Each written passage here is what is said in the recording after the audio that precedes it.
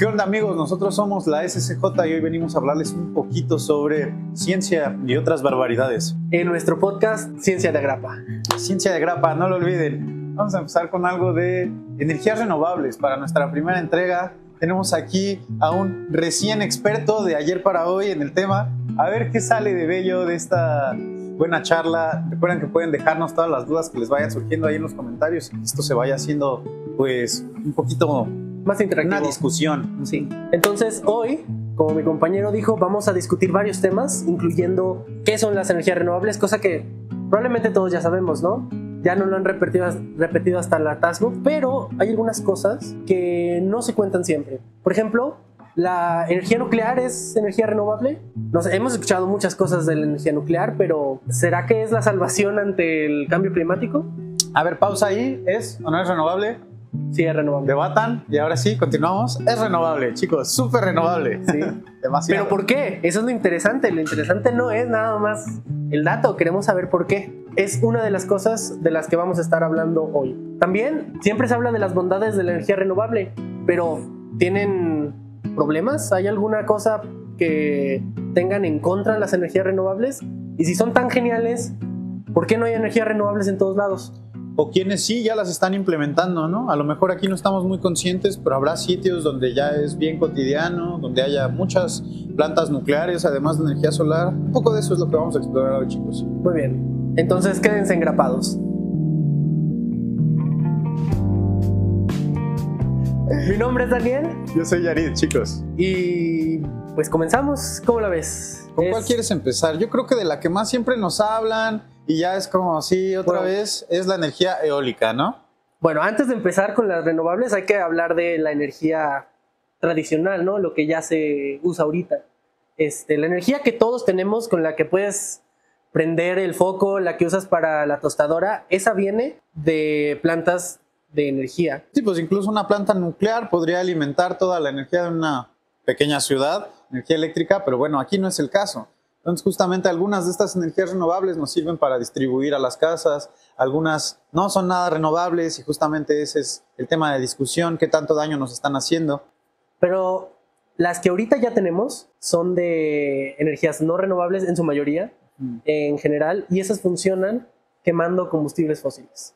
Las plantas de energía ahorita son de carbón, principalmente, y funcionan de una manera, de hecho, bastante sencilla, porque lo que queremos, en general, al generar energía eléctrica, es movimiento.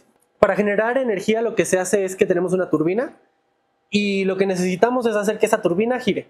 El cómo hacer que gire ya decide qué tipo de energía es, pero en general lo que necesitamos es convertir movimiento en electricidad. La energía ahorita, hoy en día, funciona quemando carbón. Ese carbón al quemarse pues genera calor, fuego, todo eso. Y con ese calor lo que hacemos es hervir agua para hacer vapor de agua. El vapor de agua sube, porque eso tiende a hacer, ¿no? El vapor de agua. Y cuando sube, hace que esas turbinas giren y así ya se genera la energía, básicamente. En realidad uno pensaría que tal vez la energía nuclear funciona de una manera súper distinta a eso que acabas de mencionar, ¿no? Que es tal vez como mucho más sofisticado y aunque sí, pues tiene que ver un montón esto mismo, calentar un montón de agua, utilizar el calor para generar electricidad y ya está, ¿no? Vamos a ver cómo controlar el gran poder que hay en un núcleo al hacer fisión. Lo vamos a mencionar un poquito, pero justamente esa es la idea detrás de todas estas energías. Básicamente se van a hacer expertos en energías y saben que el chiste es generar vapor, hacer movimiento de alguna manera. Y mover vapor, aunque suene muy rústico, es la manera más eficiente que tenemos para hacerlo. Entonces, la mayoría de las energías renovables tienen que ver con cómo vamos a lograr generar este vapor. Ahora sí, por ejemplo, o generar este movimiento, porque podemos brincarnos el paso del vapor, si es suficiente. Por ejemplo, la energía eólica. La energía eólica, que justamente consiste en mover unas turbinas muy visibles, físicas, mediante la ayuda del aire, convertir todo eso en energía eléctrica, obviamente almacenarlo, transformarlo, es una parte sutil de todos estos procesos, también de la nuclear, porque tal vez obtengamos una energía de una manera no tan utilizable como nos gustaría o no tan segura. Entonces todavía necesitamos, por ejemplo, además del ¿a qué te almacenamiento. refieres con eso? Claro, no sé si han visto, chicos, en algún momento los experimentos sobre las primeras formas de utilizar electricidad y esta diferencia entre la corriente alterna y la corriente directa. Entonces, pues hay unas que son mucho más fáciles unas energías que son mucho más fácil que nos den un tipo de energía, pero por otro lado queremos canalizarlas con otro tipo de energía y por eso requerimos transformadores.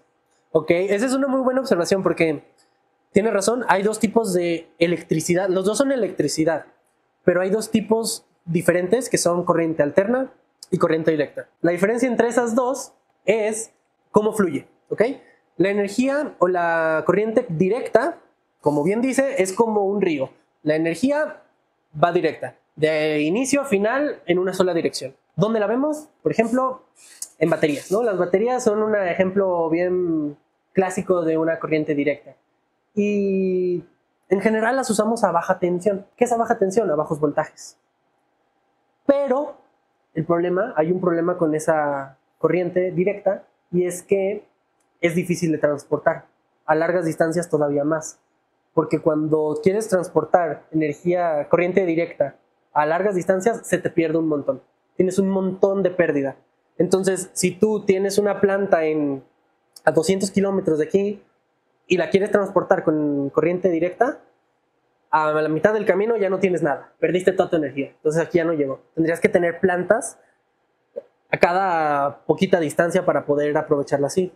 Entonces, para transportar energía de manera más eficiente, resulta que la corriente alterna es más eficiente. ¿Qué es lo que pasa? Lo que tienes es, en vez de un flujo directo, tienes electrones o tienes un flujo que va para adelante y para atrás, para adelante y para atrás, para adelante y para atrás. Entonces los electrones no se mueven en realidad mucho, nada más están oscilando, están para adelante, para atrás, para adelante, para atrás, y el de al lado también está para adelante, para atrás, y todos se mueven a la vez, ¿no? Eso es corriente alterna. Y, por ejemplo, los generadores, estos que hacen de movimiento, convierten el movimiento en electricidad, todos generan corriente alterna. ¿Por qué? Pues por cómo están diseñadas, ¿no? Porque haz de cuenta que son imanzotes que tienen polaridad. Entonces tienes una polaridad del imanzote y tienes un circuito, digamos, de cable que está enrollado muchas veces. Entonces, cuando haces girar el imán, generas una pequeña corriente en lo que está afuera. Y por cómo está hecho, tú lo puedes acomodar para que cuando lo gires, la corriente empiece a hacerse, pero es más eficiente cuando, o por el diseño más bien, la corriente no se genera en una sola dirección, se genera en una dirección y luego en la otra, y luego en una dirección, y luego en la otra. Y eso entonces estos generadores que ya están listos para su uso con corriente alterna, ya integran un transformador dentro de ellos.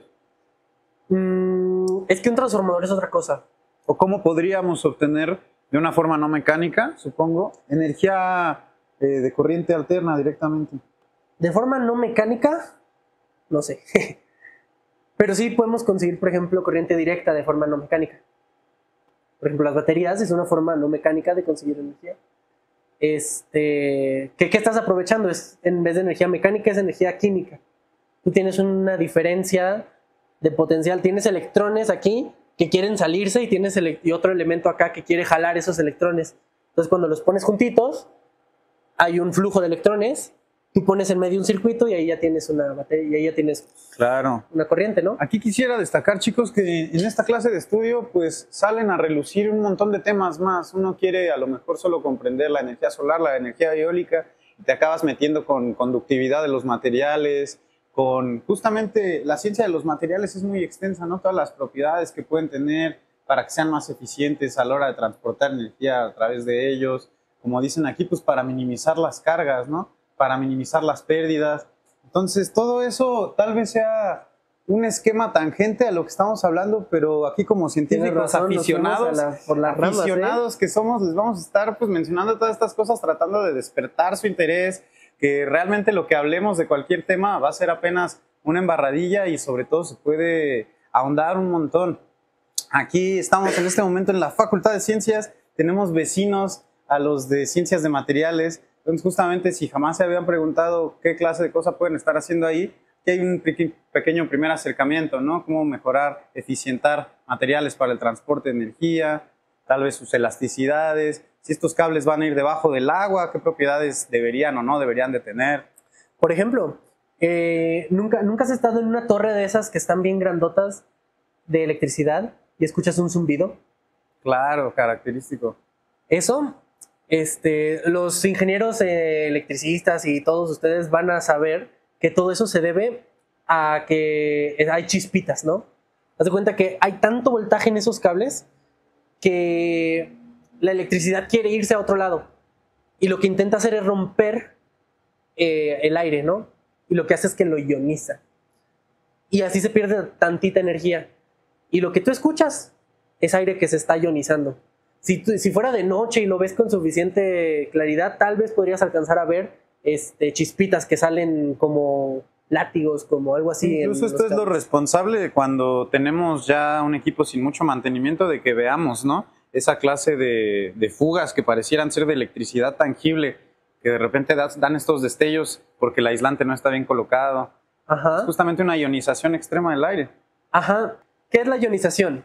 Bueno, ustedes recordarán que todo está hecho de átomos, ¿no? Los átomos son la unidad fundamental de la materia. Y el aire también está hecho de átomos. Hay muchas moléculas y átomos que están hechos del aire. Y los átomos son, por aquí deberán de ver una imagen, un núcleo y electrones volando alrededor del núcleo, ¿no? El chiste es que cuando tienes la misma cantidad de electrones que de protones, tienes un átomo neutro. Ese es un átomo de toda la vida. Pero cuando le quitas o le pones electrones de más, ahí es cuando tienes un ion. Cuando ionizas el material es que le estás normalmente arrancando electrones. Entonces ya no es un elemento neutro, ya no está carga neutra, ahora está cargado o positivamente o negativamente. ¿Qué es lo que pasa? Que la electricidad no le gusta o es difícil para la electricidad pasar por algo neutro. Porque pues es más difícil, ¿no? Lo que les gusta a la electricidad es que los electrones se puedan mover libremente y átomos neutros no permiten eso. Entonces, lo que hace es que cuando hay suficiente voltaje, cuando hay suficiente fuerza, digamos, que quiere quitarle esos electrones, alcanza a arrancar algunos electrones y se hace, digamos, se crea un camino por el cual es fácil viajar. Eso es ionizar el aire. ¿Qué pasa? Que cuando se ioniza, lo que pasa es que necesitas un voltaje muy alto y también se emite luz. Cada átomo que está soltando un electrón, tiene tanta energía que los electrones suben y al bajar emiten luz. Y por eso es por lo que tú ves arcos de luz. Porque cada átomo del caminito, digamos, tiene tanta energía que tiene que soltarla de alguna manera y la suelta emitiendo luz. Primero vamos a hablar de otras energías más que no suenan tan genial, pero son igual de importantes. Por ejemplo, energía eólica. Energía frigia. Perdón. Bueno, energía eólica, energía mareomotriz, energía hidráulica. Bueno, esas tres primero. ¿Qué es lo que hacen? Les dijimos hace rato que para generar electricidad lo que se necesita es movimiento.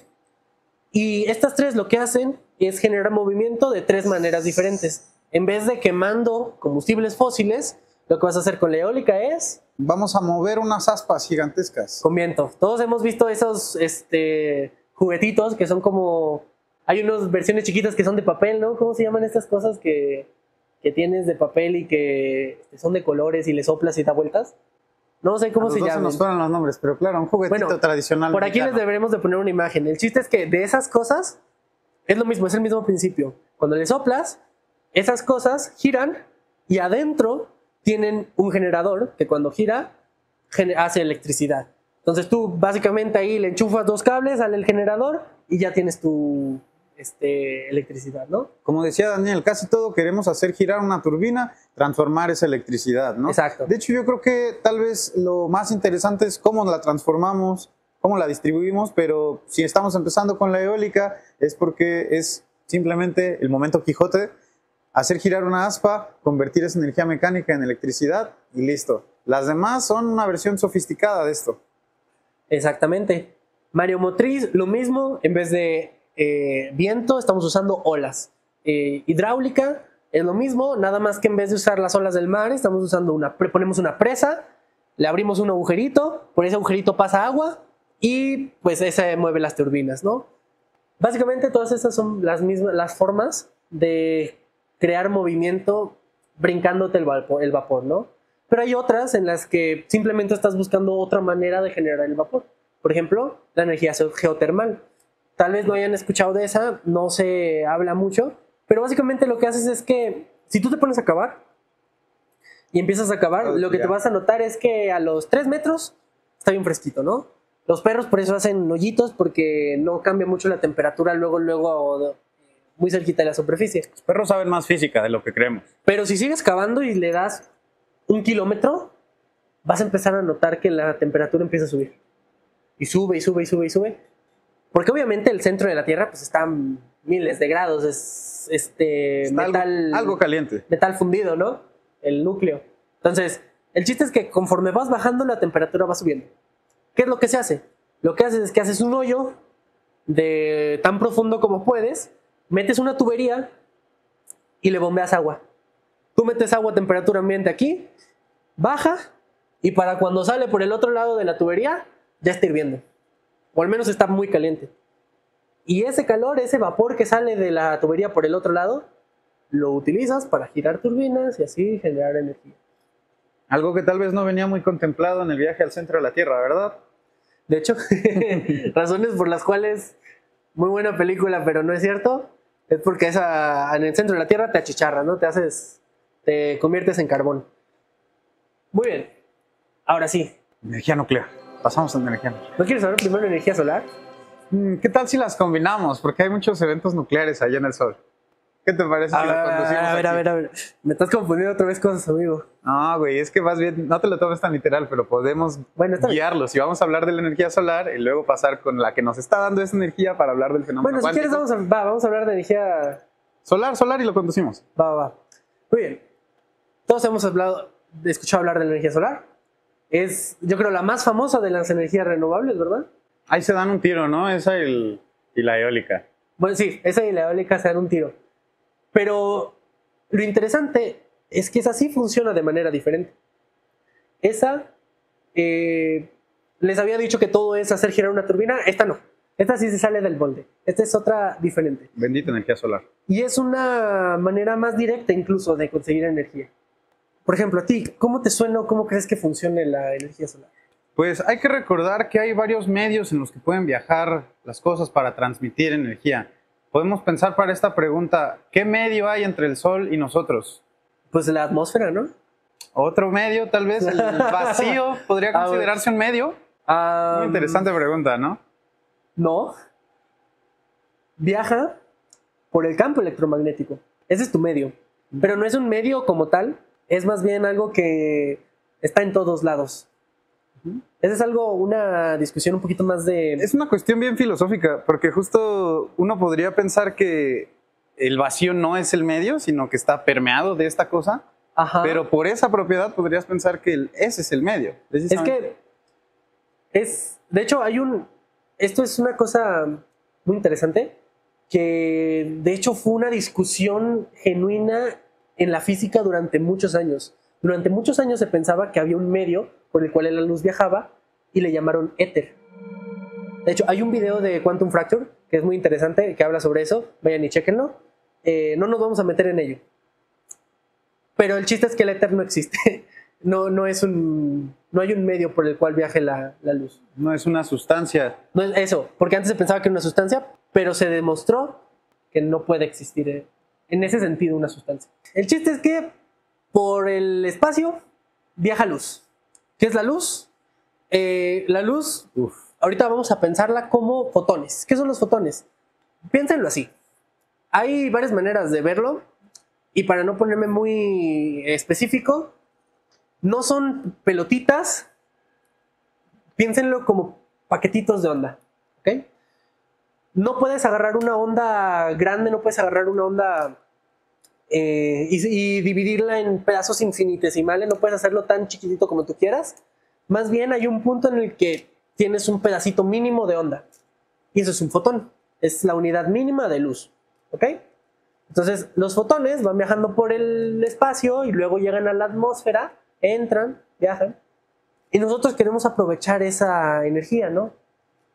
¿Cómo vamos a aprovechar esa energía? La vamos a aprovechar haciendo, por ejemplo, ¿sabías tú que Einstein ganó un premio Nobel? Y no fue por lo que todos creeríamos. Y no fue por la relatividad general, fue porque, ¿sabes? ¿Te acuerdas por qué fue, güey? Efecto fotoeléctrico.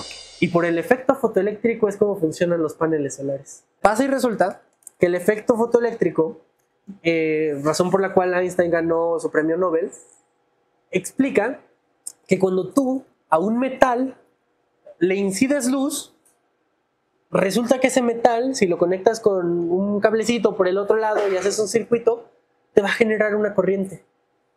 Entonces la gente se quedó así como que, ¿y esto por qué pasa? Y más aparte, aunque tú le pongas más luz, sale la misma corriente, sale el mismo voltaje. Pero esa corriente sí depende del color de la luz. No te va a salir el mismo voltaje con luz verde que con luz roja, que con luz azul, con luz ultravioleta. Con la teoría anterior no se podía explicar con la teoría de ondas, pero si lo tomamos en cuenta como estos paquetitos, como estos fotones, razón por la cual Einstein ganó el Nobel es porque probó que la luz está cuantizada bien en paquetitos, ¿no? Entonces, ¿por qué sirve esto? ¿Por qué les platico todo esto? Resulta que cuando la luz viene del sol, emite fotones de diferentes energías. Fotones más energéticos son con longitudes de onda más chiquitas, ¿no? Y fotones menos energéticos son con longitudes de onda más grandes. El chiste es que lo que nosotros ponemos en los paneles solares es un metal especial que tiene un montón de átomos cuyos electrones, los más alejados, están muy sueltitos. Están poco atados al átomo, ¿no? Están como con la cuerda floja. Entonces, cuando llega un fotón de la energía correcta o con más energía que la necesaria para desprender ese electrón, llega, pega al átomo y el electrón tiene suficiente energía para escaparse. Y cuando se escapa, pues se va, ¿no? Se va para el otro lado. Y empiezas a tener electrones que salen de tu panel. ¿Y qué es la electricidad sino el flujo de electrones? Entonces tú directamente poniendo un metal especial, en general creo que es silicio lo que le ponen ahorita a los paneles, componiendo ese metalcito, los electrones se escapan de ese metal y tú aprovechas el flujo de esos electrones y ya tienes electricidad. Como una batería, básicamente. Por eso es tan preciado ese elemento y tenemos ahí algunas faltas a los derechos humanos para obtenerlo. Pero bueno, es que es un elemento precioso que nos permite hacer esta clase de cosas. Se llaman semiconductores. Porque los conductores son los que permiten el paso de energía sin o con muy poquita resistencia, ¿no? Creo que hemos dicho un montón de conceptos. Igual y si quieren tener algunos sobre los cuales indagar, tenemos los conductores, los semiconductores, aislantes que necesitaríamos para hacer lo contrario cuando vamos a transportar energía. ¿Cuál otro crees que para la lista? ¿Superconductores? Superconductores para debrayarse un poco más, para ir más lejos. Eso está muy interesante. Lo dejamos para otra también. Básicamente la diferencia entre todos esos es los electrones, cómo de atados están a los electrones. Si tienes muy agarrado a tu electrón más lejano, el de valencia se le llama, si ese electrón lo tienes bien amarrado, eres un aislante. ¿Por qué? Porque no vas a dejar que los electrones fluyan a través de ti. Porque todos están bien emparejados, todos se agarran como bien abrazados, entonces no hay flujo.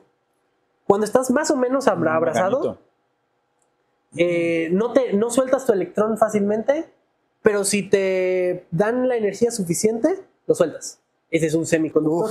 Esto me está sonando unas analogías de las relaciones humanas. Demasiado contundente. Es piénsalo así como el de apego evitativo, el de apego ansioso.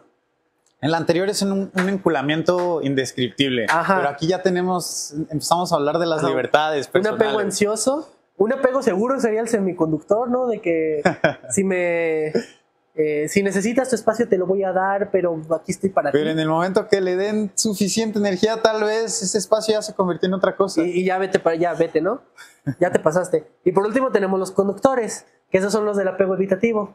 Esos son los que... No, yo no estoy amarrado con ningún electrón. Que vengan y pasen. Esos son en general los metales. Cada electrón es una experiencia, chicos. Moralejas para la vida. Mi amigo el conductor. Y bueno, tal vez otra idea que se tienen que quedar es que entonces el color está relacionado con la cantidad de energía. Tal vez son dos cosas que uno no suele relacionar en su cabeza, pero con esta explicación que nos acabamos de llevar, ya los tenemos un poco como Dos caras de la moneda. Efectivamente, por ejemplo, el espectro visible, de hecho el espectro electromagnético, por aquí les vamos a poner una imagen. El espectro electromagnético va desde lo menos energético, que están las microondas, es lo menos energético. Por eso no se preocupen por el horno de microondas, no les va a dar cáncer, no les va a dar nada. Tiene menos energía que la luz visible, entonces no les puede hacer nada. Se van para acá, tienen ondas de radio, tampoco muy poco energéticas. Luego tienen ondas infrarrojas. Las infrarrojas, cuando ustedes se acercan a la llama y sienten aquí calientito, o cuando se ponen en el sol y sienten calientito en todo el cuerpo, eso es por las ondas infrarrojas. No sé quiénes de aquí todavía tuvieron el placer de enviarse archivos por infrarrojo. Estamos hablando. Yo no, güey. A mí... Ya no te tocó, ya puro No. Bluetooth, Wi-Fi. Me tocó Bluetooth Pero en sus fíjense, primeras antes versiones. utilizando todavía este espectro, este cachito del espectro electromagnético. Bueno, pero por ejemplo, para mandarnos una buena rolita. Tenías que tener ahí los teléfonos pegados. ¿Sí te ha pasado que si has visto esas teles que algunas teles viejitas, los controles remotos, si lo miras con la cámara del celular, sí, claro, se ve donde prende LED? Ese es infrarrojo. Claro, sí. Por eso no lo puedes ver con los ojos, pero la cámara sí lo puede ver. Bueno, después del infrarrojo viene todo el espectro visible. Rojo es la onda visible menos energética. Y la más energética es el azul. Piénsenlo así, rojo subenergético, ya luego que viene lo ultravioleta, Exacto. esos colores. Ya te estás yendo para aquel lado y allá es... Sí, ¿verdad? Sí. Estoy al revés. Yo me lo estoy imaginando como que acá está lo menos energético y para allá va lo más energético. Ok. Luego te pasas a ultravioleta. Ese ya es peligroso, ese ya te puede dar cáncer. Ese ya tiene... Hace rato hablábamos de la ionización. Ese ya tiene la energía suficiente como para arrancar electrones, para ionizar. Y te vas pasando para allá. Y luego tienes rayos X. Luego rayos gamma. Los gamma son los más energéticos. ¿Qué es lo que podemos percibir de estas cosas que se ven con luz ultravioleta? Hay ciertos animalitos, alacranes, que con la luz ultravioleta se ven. ¿Sabes por qué se ven? En casos de asesinatos que van a buscar fluidos con la luz ultravioleta. ¿Sabes por qué se ven? Es algo muy interesante, que es... hay dos fenómenos. Son fluorescencia y fosforescencia. ¿Ok? ¿Cuál es la diferencia entre estos dos? La cantidad de tiempo. Creo que es la fluorescencia la que es más rápida. Esa ocurre en el orden de nanosegundos y la otra ocurre en el orden de milisegundos. ¿Qué significa? Básicamente significa que te llega un fotón muy energético, lo absorbes, lo masticas, ñom, ñom, ñom, ñom, ñom, ñom, y luego escupes otros dos fotones menos energéticos. ¿Quién? Átomos, a eso me refiero, no los animales. ¿No? Los Aquí átomos la maquinita es el átomo. Sí, los átomos que componen a esos materiales toman fotones muy energéticos que son ultravioleta, los mastican, ñom, ñom, ñom, ñom, ñom, y escupen fotones menos energéticos que ya son de luz visible. Por eso los puedes ver. Por eso cuando le avientas luz ultravioleta que no se ve, choca con algo, brilla en algo que sí se ve, porque le bajó la intensidad, la energía a los fotones. Si todo eso suena muy raro, podrían revisar simplemente cómo funciona el color, porque es que percibimos cosas de objetos de diferentes colores, que también tiene que ver con eso, la cantidad de energía que absorben y la que refractan. Entonces, aquí es un ejemplo, pues, uno más, ¿no?, de este fenómeno, pero otra cosa que tal vez no tengamos tan presente es por qué vemos los colores. Pues por esa incidencia, por la energía que absorben los materiales. Exacto, porque absorben la mayoría, pero el color que tú ves es lo que reflejan. Por ahí no sé si han escuchado eso de que los objetos son de todos los colores menos del que tú lo ves. Porque si algo es azul, por ejemplo, significa que absorbió todas las longitudes de onda, excepto la longitud azul. Y como, o sea, que es de todos los colores menos del azul, y como no es del azul, lo refleja, y tú ves la luz azul que se refleja en ella. Otra vez nos ponemos filosóficos, ¿no? Sí. ¿Qué es el color realmente? ¿Lo que vemos o lo que no vemos? Ok, ¿por qué les estábamos platicando todo eso? Bueno, el punto es Volviendo. que importan los colores, porque estos paneles, no sé si sabías, que tienen una eficiencia máxima de como el 22%. De la energía que les cae en forma de luz, nada más pueden convertir eso, los más top, lo pueden convertir en 22% lo Hablando de convierten en calidad eléctricos. premium, el que te cuesta 50,000 varos cada panelito, ¿eh? De hecho, No, creo que es, o sea, hasta los experimentales son esos, o sea, los que, no los comerciales, vaya. Ah, ¿en serio? O sea, ese parámetro ya no entra dentro de los comerciales. No, eso es lo máximo que se puede sacar, así de que algo en un laboratorio. Porque te lo venden, ¿eh? Ahorita que de hecho tuve por ahí una incursión laboral con unos cuates que hacen paneles solares, sí que te venden esa cifra, ¿eh? Pero 22. entonces es inventadísima, pues que está pasada No. de los 20% de eficiencia. ¿Cuánto te vendieron? Si eso solo se consigue en un laboratorio, yo creo que está...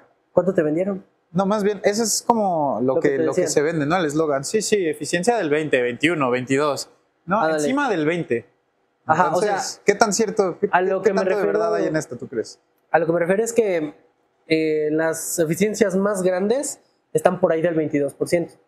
Los comerciales están un poquito más abajo, hasta donde yo tengo entendido. Pero no me sé cifras específicas en este Claro, momento. nivel experimental. Sí me suena que no me lo iban a alcanzar acá, aunque me Ajá. dijeran, me vendieran el cielo, ¿eh? Es que es muy común en lo experimental que tienes eficiencias máximas, pero son cosas que no son viables. ¿Por qué?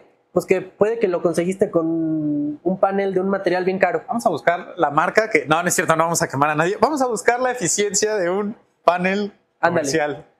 Yo digo que está por el 17, más o menos, por el 17%. Según yo, uno comercial así, normal, según yo está por el 17.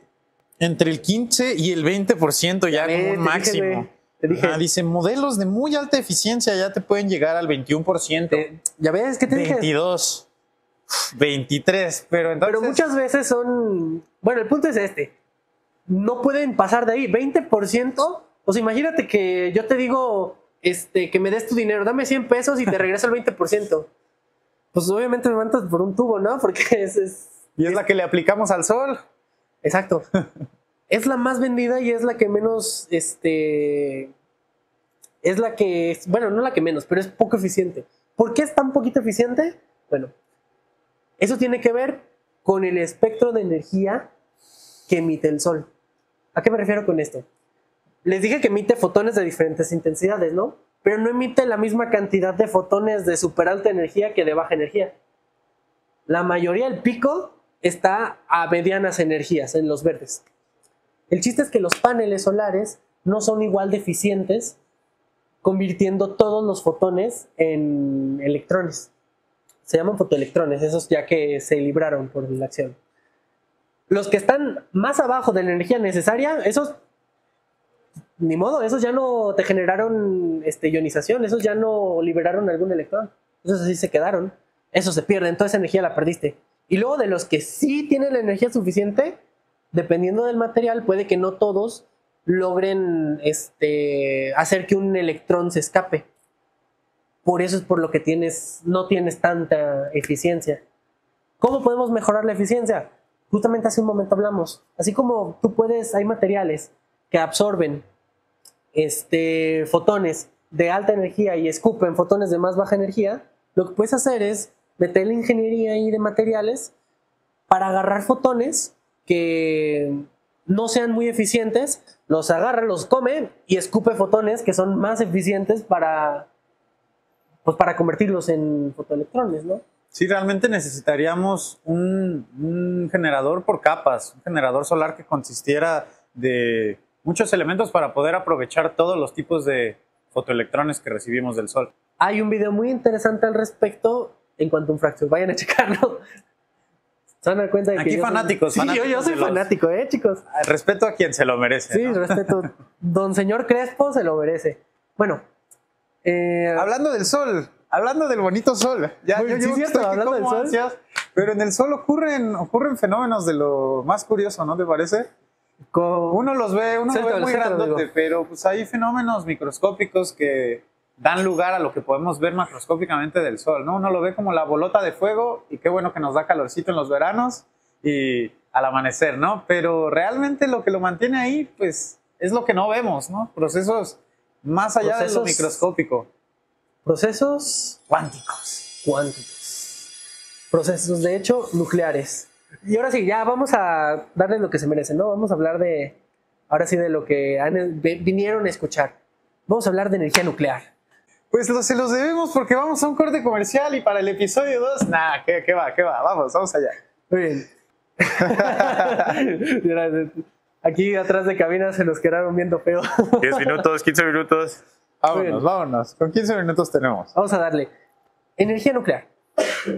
Les platicábamos hace ratito que todo está hecho de átomos, obviamente. Los átomos son electrones y adentro tenemos un núcleo. El núcleo está hecho o está conformado por protones, que son partículas con una masa mucho mayor a la del electrón, chiquita para nosotros, ¿verdad? Pero una masa, digamos, considerable, y neutrones que tienen la misma masa que el protón, pero tienen carga neutra, no tienen carga. Pueden pensarlo como que los electrones, los protones, los del núcleo, como tienen carga positiva todos, pues se repelen, ¿no? Las cargas de igual signo no quieren estar juntas. Los opuestos se atraen, pero los iguales se repelen, ¿no?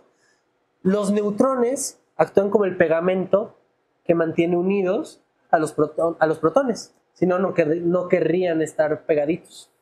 ¿Sí? Entonces, tenemos estos núcleos de esta manera. Hay dos procesos principales por los que se puede sacar energía de un núcleo. Uno es el que ocurre en el Sol, que se llama fisión, que consiste básicamente en, pues agarras dos núcleos diferentes, ligeros, importantísimo, tienen que ser los dos ligeros. ¿A qué me refiero con ligeros? Que tienen muy poquitos nucleones y muy poquitos protones. Por ejemplo, dos helios. El helio es el primer elemento de la tabla periódica, tiene un solo protón. Agarras dos de estos, los juntas y generas otro átomo y energía. ¿Ok? Sí, haces una fusión. Fusión, chicos, no fisión. ¿Ok? Fusión.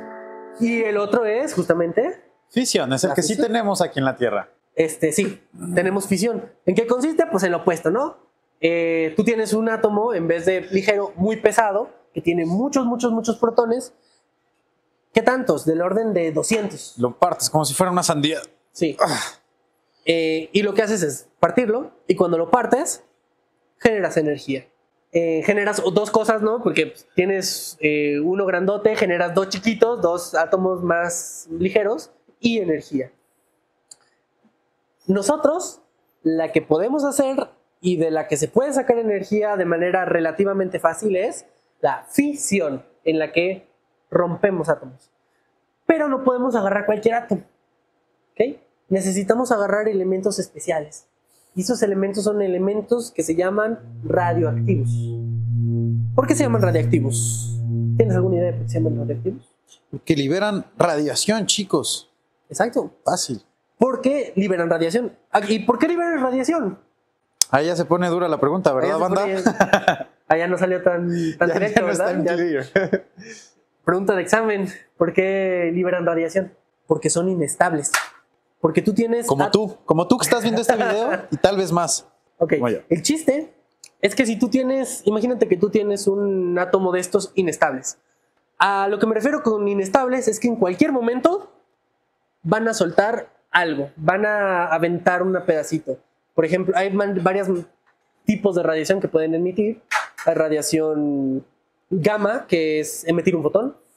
Hay otra radiación que se llama radiación alfa, que es emitir una bolita, que es un átomo, un núcleo de helio, que es dos protones y dos neutrones, perdón. Ese es un núcleo de helio. Es la radiación alfa. La radiación alfa. Hay otra que se llama radiación beta. La beta, obviamente. Que emite un electrón, pero el chiste es que emite algo, ¿no? Se descompone, se deshace y cae en un estado más estable. Entonces tú tienes, imagínate un átomo inestable, tiene mucha energía que quiere deshacerse de ella de alguna manera. Entonces, tú no sabes cuándo, es como una bomba de tiempo que no sabes cuándo va a explotar, pero en algún momento va a emitir ese algo y va a caer a un estado de menor energía y un poquito más estable. Lo interesante es que lo rodeamos de otro montón de cosas que puedan hacer lo mismo. Lo pueden pensar como un vasito de agua que está al tope. Cuando le ves incluso esa tensión superficial ahí afuera que no permite que se caiga, le echas una gotita más y se cae. Ahora imagínense que estuviera arriba de otros 4 vasos en la misma situación y a lo mejor con ese par de gotitas que le tiraste ya empiezas a derramar esos otros 4 que van a estar abajo de otros 4 y bueno, ya entienden la idea, ¿no? Ajá, exactamente, le atinaste justo al punto. Eso es una reacción en cadena. Y ese es el chiste. Normalmente estos átomos sueltan esta cosa, esta bolita, esta energía extra, la sueltan en un momento random, no sabes cuándo. Pero lo que puedes hacer es forzarlos, es aventarles un balazo de la manera correcta para tú provocar este cambio, esta bajada de energía. Eso es lo que se hace en la fisión nuclear. Tú no puedes, lo que haces normalmente es que le avientas, bueno, primero lo que haces es que agarras suficientes de estos átomos inestables y los pones juntos, ¿no? Porque normalmente se usa uranio, plutonio, son algunos... enriquecido, dicen por ahí. ¿Por qué se llama enriquecido? Quieres darle todavía más la posibilidad de hacer esto, lo dotas. Exacto. De más, pues básicamente lo haces más inestable, ¿no? El uranio no lo encuentras en la naturaleza, ¿no? Vas, escarbas y te encuentras un mineral que tiene uranio. Pero ese uranio, pues está mezclado con otras cosas en primera. Entonces, primera fase tienes que al uranio, o más bien al mineral, le tienes que sacar el puro uranio. Pero resulta que este uranio, aunque ya tengas puro uranio, no todo es uranio inestable. Hay algunos que son más inestables que otros. Se llaman isótopos. ¿Qué es lo que dice que sea más estable o menos inestable? ¿Cuántos neutrones tiene? Básicamente, ¿cuánto pegamento tiene? ¿Te acuerdas que te dije hace ratito? Si tiene la cantidad correcta de pegamentos, de neutrones, va a ser más o menos estable. Entonces, de los varios isótopos que tiene el uranio, tú tienes que elegir uno que es el bueno, que es al que puedes provocarle que se deshaga y emite energía. Luego, después de que ya tienes el uranio, tienes que separar el uranio que te sirve del que no te sirve, que es este uranio estable del inestable. Entonces, cuando tienes el uranio inestable en suficiente proporción, a eso se le llama uranio enriquecido. Entonces, ya tienes tu uranio, el bueno, el inestable. Lo tienes aquí. ¿Qué es lo que necesitas hacer? Bueno, provocarle que empiece a descomponerse, ¿no? Lo enchilas, le dices, ¿qué dice este elemento que es más radioactivo que tú? ¿Qué empieza a hacer esa cosa? Pues ahora sí, a liberar y a generar la reacción en cadena con todos sus vecinos. Ajá. La energía de un solo átomo, me parece, es monumental lo que puedes conseguir con un solo átomo. No tanto. Porque estamos hablando de escalas de tamaño ¿Verdad? 1 por 10 a la menos 16, me parece. Por átomo. Entonces, es bien poquito. Pero ¿cuántos átomos tienes en un gramo? Y, bueno, es que yo ni siquiera diría que es poquito. Para el tamaño que tiene esa cosa, Es que es la cosa. es proporcionalmente muy grande, ¿no? Para nosotros, átomo. Es una alta densidad de energía. Eres una densidad de energía increíble. Sí, por átomo es muy poquito. Pero cuando empiezas a tomar en cuenta que tienes un montón de átomos en un pedacito chiquito de material, bueno, ahí ya se hace mucha energía. Entonces el chiste es el siguiente. Por ejemplo, en las bombas nucleares lo que se hace es que tú ya tienes tu uranio aquí enriquecido y esos naturalmente empiezan a emitir neutrones, empiezan a soltar estas balas. Pero están tan separados los átomos entre sí que es bien raro que un neutrón le pegue a otro átomo. Súper raro. Entonces, lo que haces es que le pones explosivos alrededor y los explotas todos al mismo tiempo, de modo que lo juntas todo. Los átomos ya no están separados, ahora están bien juntitos. Y están tan juntos que un neutrón de un átomo le pega a otro y ese le pega a otro. La probabilidad de que un neutrón le pegue a otro es mucha. Es muy probable. Eso literal lo hacen con un material, encerrando una esferititita ahí el elemento, ¿no? Un material que se contrae además. No se contrae. Bueno, en las bombas atómicas convencionales se hace con explosivos convencionales. Así es como lo juntas, digamos, lo haces chiquito. Y llega a lo que se conoce como masa crítica. ¿Cuál es la diferencia entre una bomba atómica y un reactor nuclear? A ver, pues queremos explicarles un poquito cómo funciona un reactor nuclear, ¿no? Ahí lo que quisiéramos es obtener la energía, ¿no? No dejarla irse para todos lados. Entonces tenemos que encontrar maneras de contenerla y además de transformarla. Sí. Como les decía al principio, aunque suene a lo mejor medio burdo, un reactor nuclear lo pueden pensar una olla express muy, muy, muy grandota y muy poderosa.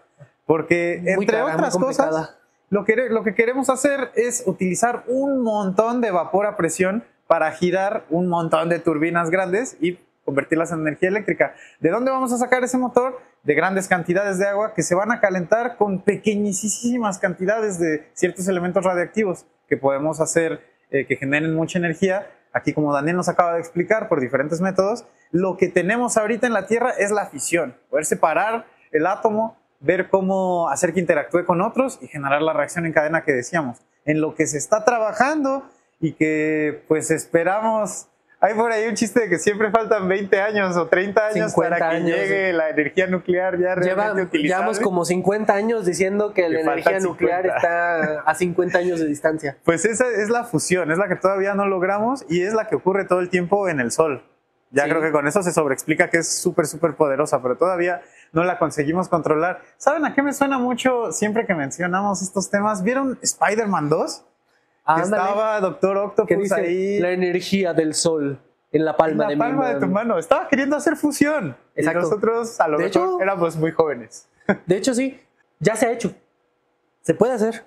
Se puede sacar incluso energía. Ya hace unos años ya salió la noticia de que por primera vez se logró sacar más energía de la que le metías a la fusión. ¿Cuál es el problema? El problema es mantenerlo en el tiempo. Sí, que paréntesis, en muchos experimentos le metías mucha más energía de la que acababas obteniendo. Ese era el problema. O sea, ese es un problema, ¿no? Pero la tecnología avanzó, se logró sacar más energía de la que le metías. Pero el problema es que eso se logró haciendo con láseres. Imagínate que es un balazo. O sea, es un pulso en el que sale tantito más energía, pero luego tienes que sustituir el cartucho. Y luego otra vez sacas. Y luego tienes que sustituir el cartucho. Ahí es muy difícil extraer la energía y extraerla de manera usable. A eso me refiero. Entonces, la fusión sería la solución perfecta, ideal a muchos problemas. A muchos problemas energéticos. El problema es que tecnológicamente aún no llegamos a ese punto. Nos encantaría llegar, pero estamos lejos, ¿no? Todavía nos falta. Que la fisión también es muy buena. Con lo que se ha podido conseguir de la energía nuclear, que sí, más o menos la humanidad puede controlar, ya se pueden abastecer pueblos enteros, que por cierto, ciudades pequeñas. Sí, tiene una fama muy mala la fusión nuclear.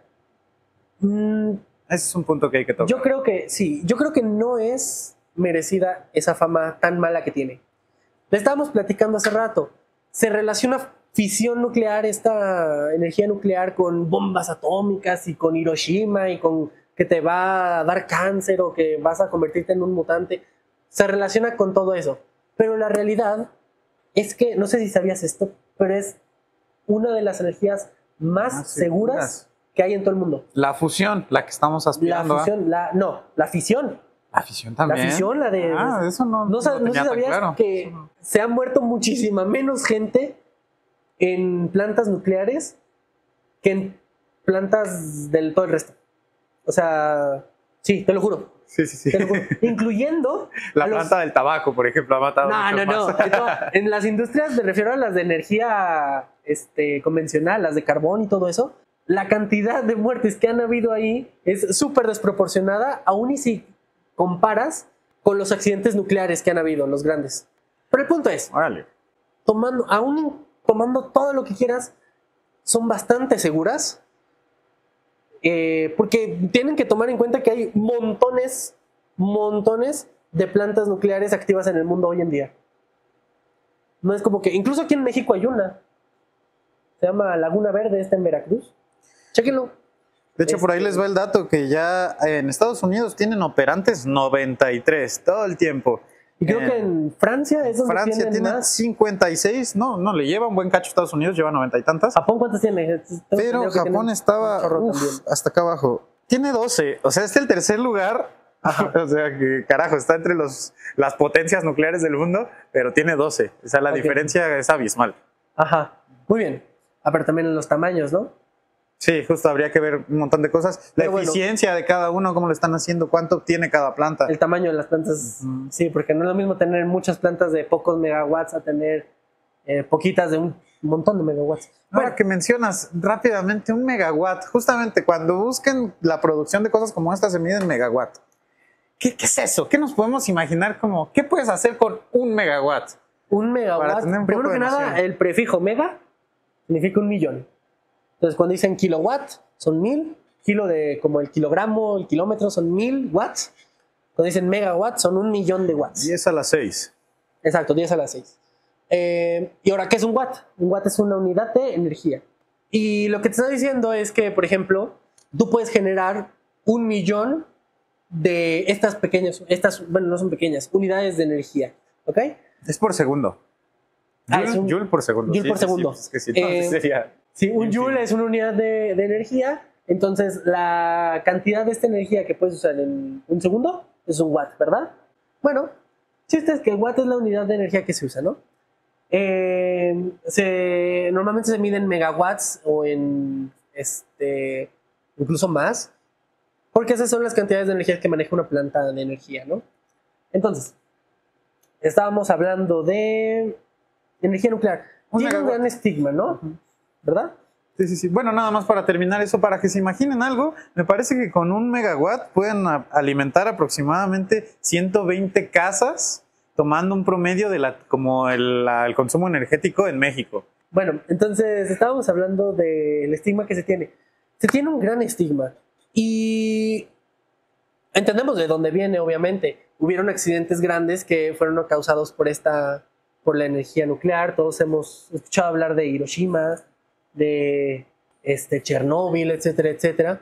Pero hoy en día las plantas nucleares tienen un montón de seguridad y planes de respaldo para evitar justamente este tipo de problemas, este tipo de desastres. Además, a mí lo que me sorprendió de que dijeras que la fisión también es tan segura, me falta checar ahí, es que según yo la razón de que se busque tanto la fusión es que al ser tan poco material el necesario, que tú tendrías en unos contenedores enormes de vacío, si hubiera algún problema, una grieta o algo, la temperatura ambiente te enfriaría todo lo que hay ahí ocurriendo. ¿Sabes por qué es peligrosa? El contacto con el aire acabaría el problema. La razón por la que es peligroso la energía nuclear, la fisión, es porque de principio estás trabajando con elementos que son radiactivos, que son inestables.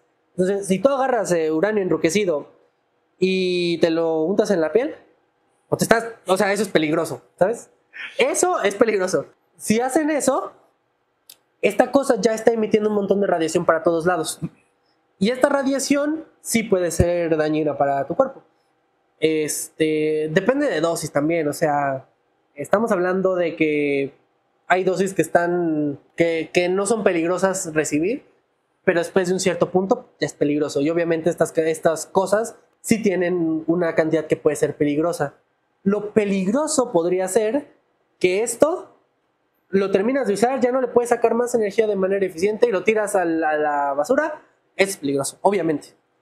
Por eso se tratan con cuidado, y cuando terminas de usarlo y ya no le puedes sacar más energía en una planta nuclear, la sellas, se entierran, o la entierras y no la entierras como que en cualquier lugar en el patio de tu casa. La entierras en lugares especiales, la confinas y dejas que ahí esa cosa siga decayendo. Eventualmente se le va a acabar la energía y dentro de mucho tiempo va a dejar de ser peligroso. Pero bueno, les platicaba hace rato cuál es la diferencia entre una bomba atómica y un reactor. Es eso. ¿Qué tanto, por cada fusión que hay, cuántas fusiones causa? Cuando tienes menos de uno, haz de cuenta que tú tienes un átomo, suelta un neutrón, choca con otro. Si cada neutrón choca con otro átomo y se deshace y suelta un neutrón y choca con otro, por cada uno que se deshace te crea otro. Eso se mantiene, ¿no? Esa es una reacción que va a mantenerse estable con el tiempo, porque, digamos, yo causo una fusión, y luego esa fusión causa otra, y luego esa fusión causa otra, esa fusión causa otra, esa fusión causa otra. Todo estable. Me mantengo con la misma cantidad de fisiones a la vez. Pero, si por cada fisión causo 2 más, eso ya es otra cosa. Eso me va a causar una reacción en cadena. Porque una me va a causar 2, y luego estas 2 me van a causar 2 y 2, o sea 4. Y luego estas 4 me van a causar por 2. Entonces me van a causar 8, y luego lo multiplicas por 2, por 2, por 2, por 2. Eso es una reacción en cadena.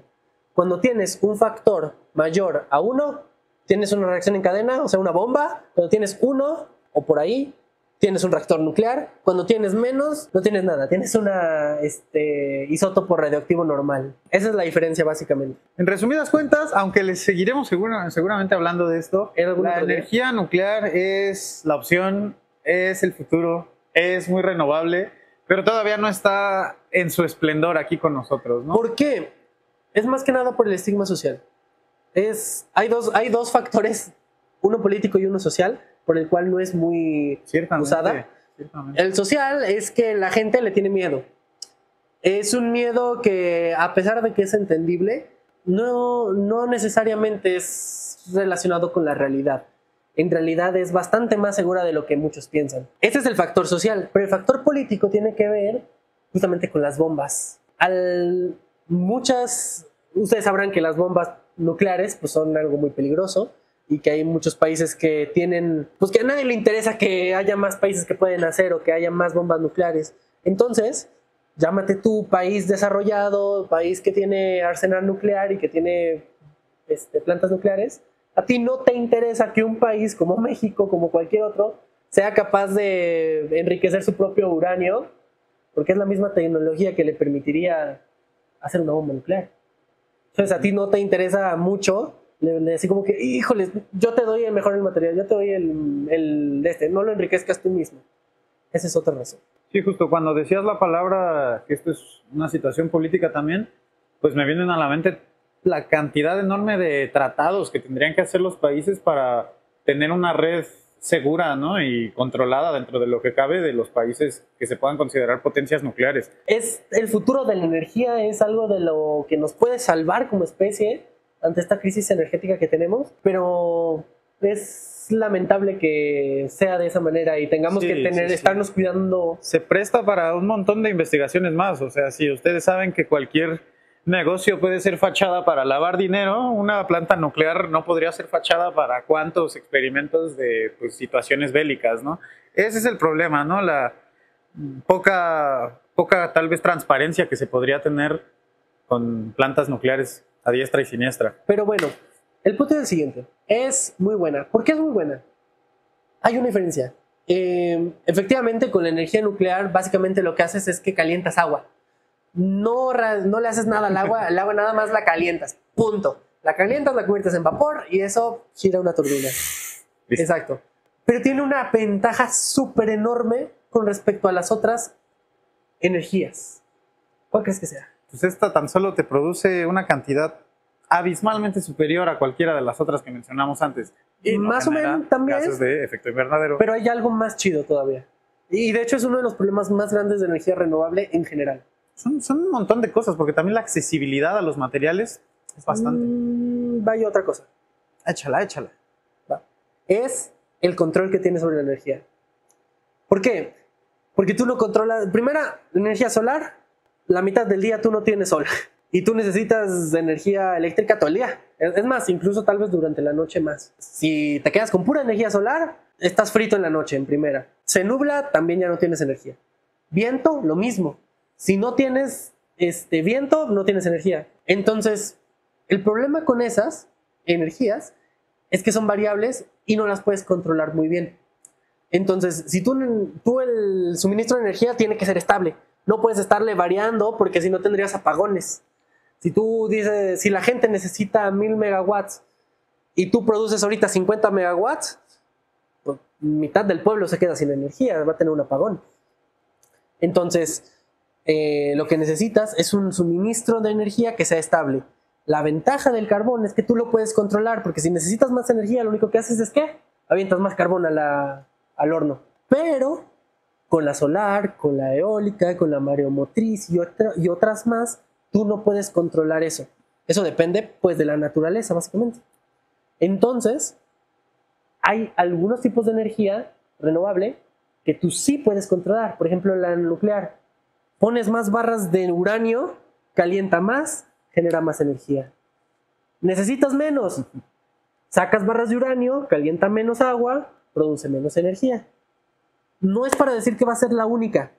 De hecho, lo ideal es que se utilicen todas. Eso, exactamente, porque justo, o sea, también otra vez entramos en el tema de, sí, ¿quién te va a permitir o te va a proveer esas barras infinitas de plutonio, ¿no? ¿Hasta qué punto va a estar bien que tú tengas trabajando esa planta todos los días del año, ¿no? No es que vaya a generar el 100% de la energía nuclear. Lo que se planea hacer, o lo que es más sensato, es tener un montón de energías. Energía solar, eólica, hidráulica, etc. La hidráulica también la puedes controlar, por cierto. Pero ya, por favor, usar más la nuclear. Entonces, tú tienes todas estas y estas van a suplir el 90% de tu demanda. Y el 10% la suple la nuclear.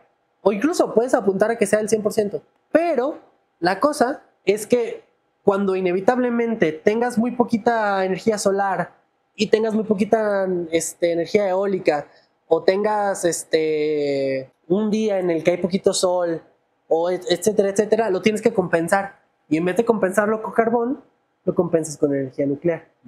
Ese es el tipo de beneficio que tiene la energía nuclear, y por lo cual es muy, muy, muy importante. Yo, dentro de las conclusiones, quisiera agregar que justamente tenemos que hablar más de este tipo de energía, ¿no? Una de las razones principales por las que no existe todavía como algo cotidiano es por la poca aceptación que tiene entre la mayoría, por el desconocimiento que nos genera miedo. Entonces, simplemente hablar más de esto, investigar, va a generar que haya más charlas al respecto, que algunos acaben estudiando cosas que los lleven a trabajar dentro de ello. Creo que es parte principal, una de las razones por las cuales estamos haciendo este capítulo del podcast, para poderlo llevar a la lengua cotidiana de la gente, y que pronto de verdad podamos decir, vamos a cargar mi Tesla y mi celular con la energía nuclear, así como está funcionando toda la central frigorífica de aquí de la Ciudad de México, ¿no? Hablemos más de eso, quitémosle el miedo y pues a estudiar, ¿no? Que estas cosas solamente así. Exactamente. Yo creo que el propósito de este podcast, aparte de entretenerlos y educar, es también generar interés, es generar esta emoción por aprender, por conocer cosas nuevas, cosas que a nosotros nos interesan, o que hemos escuchado o creemos entenderlas desde otro punto de vista, desde la curiosidad a buscar más información, entender de verdad cómo funcionan muchas cosas. Personalmente es de las razones por las que me encanta la ciencia, porque a mí me encanta saber el porqué de las cosas, y la ciencia es algo que te permite entender por qué. ¿Sabes? Sí, a mí me gusta mucho una frase que no sé si venga de algún autor conocido, pero me la decía un maestro, que es que la ignorancia y el miedo siempre vienen de la mano. Una vez que empiezas a entender muchas cosas, le vas perdiendo ese miedito. Tal vez el respeto nunca se va a ir, pero sabes que no es algo a lo que le tengas que temer, sino a lo que tienes que domar. Estoy de acuerdo. Y si algo se pueden ir si con algo se pueden ir este día, me gustaría que fuera con que no se queden con lo que nosotros decimos. Chéquenlo, investiguen. No nos tomen la palabra a nosotros nada más. Si les interesa, y aunque no les interese mucho, es por su planeta, chicos. Ustedes son los que van a votar por políticas, los que van a promover legislaciones, los que van a votar por el que nos busque salvar, ¿sabes? La energía renovable, el calentamiento global son un hecho y son algo con lo que tenemos que luchar. Entonces, hay que luchar desde el conocimiento. Yeah, excelente. Esto fue Ciencia de Grapa. Estamos en Facultad de Ciencias. Hasta la otra. Yo soy Arif. Y yo soy Daniel. Un gusto estar con ustedes.